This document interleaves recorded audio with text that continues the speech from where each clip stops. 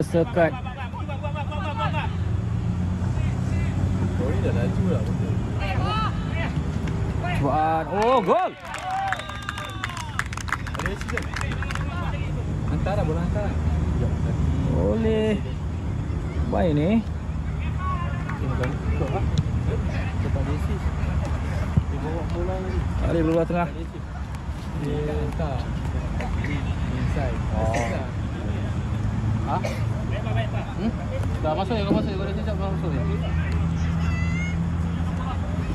Oi. Motion bola dari bawah. Ke dalam. Sekali lagi. Tak ada apa-apa kata referee.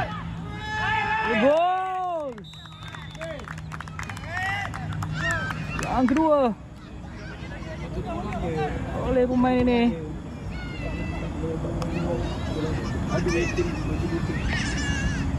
2-0 selesa Shopping kiri.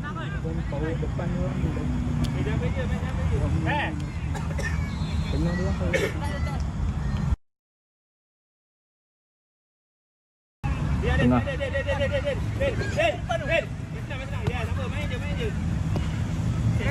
Sebelah kanan. Tengah. Belakang semula.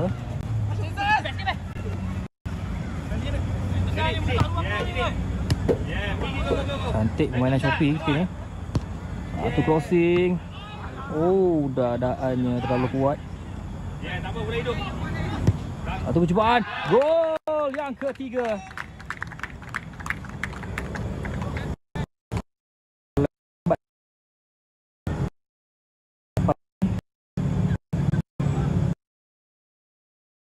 Yang kedua selesa 3-0.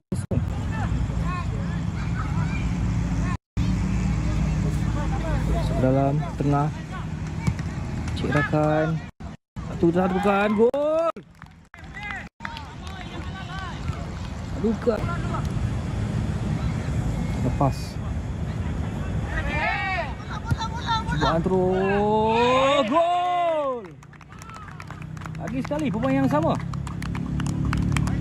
Oleh pemain ini.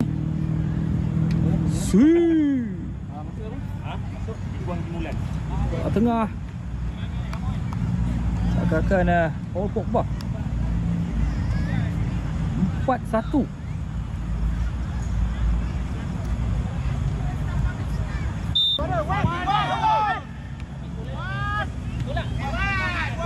Sebelah kanan.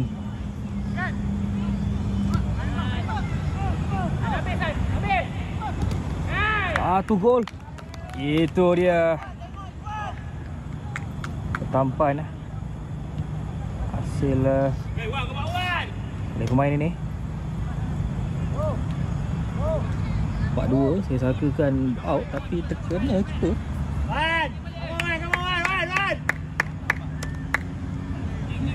4-2 okey ni.